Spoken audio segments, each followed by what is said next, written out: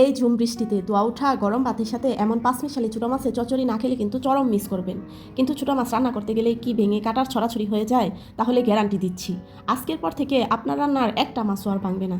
আজকে আলু, ধুন্দল আর কাঁঠালের বিচি দিয়ে এমন পারফেক্ট চচ্চড়ি করে দেখাবো যেখানে প্রতিটা মাছ থাকবে আস্ত, কিন্তু মুখে দিলেই মাখনের মতো গলে যাবে।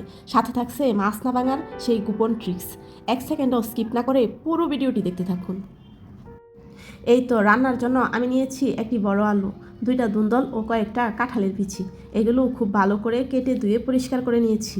আর এই তো পাঁচমিশালি মাছগুলো কেটে ধুয়ে পরিষ্কার করে নিয়েছি। ছোটো মাছ সবসময় লবণ দিয়ে মাটির হাঁড়িতে পরিষ্কার করবেন, এতে ছোটো মাছের গন্ধ থাকবে না এবং খুব ভালোভাবে পরিষ্কার হয়।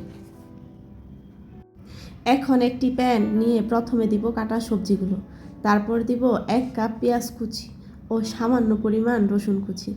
এই সামান্য পরিমাণ রসুন দেওয়ার ফলে তরকারিতে বাজে কোনো স্মেল থাকবে না। তারপর দিব মাছগুলো।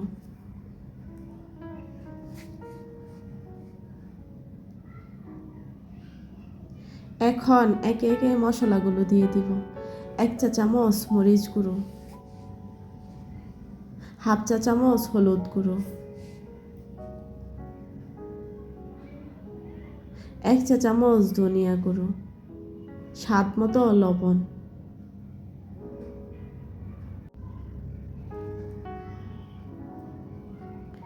1 কাপ রান্নার তেল দিব। এখন ফালি করা কয়েকটা কাঁচামরিচ দিব। এরপর দিব 1 চা চামচ জিরে বাটা।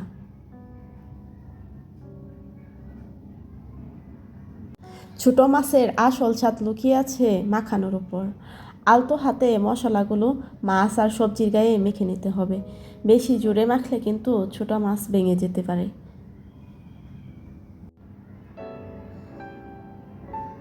এখন একটি প্যান চুলায় বসিয়ে তরকারিগুলো দিয়ে প্যান ধুয়ে অল্প একটু জল দিব, কারণ তরকারি থেকে এমনিতেই ঝোল উঠবে, সেই জন্য বেশি ঝোল দেওয়ার প্রয়োজন নেই। আপনার যদি নাড়াচাড়া দেওয়ার প্রয়োজন মনে হয় তবে প্রথমেই একটু নাড়াচাড়া দিয়ে নেবেন। সাফ সাফ বলে দিচ্ছি, না হলে কিন্তু ছোটো মাছ ভেঙে যাবে। এরপর ভুলেও খুন্তি ছোঁয়ানো যাবে না। শুরুতেই চুলার আঁচ হাই রাখতে হবে, যেন মাছের গায়ের চামড়াটা শক্ত হয়ে যায়, তাহলে মাছ আর গলবে না।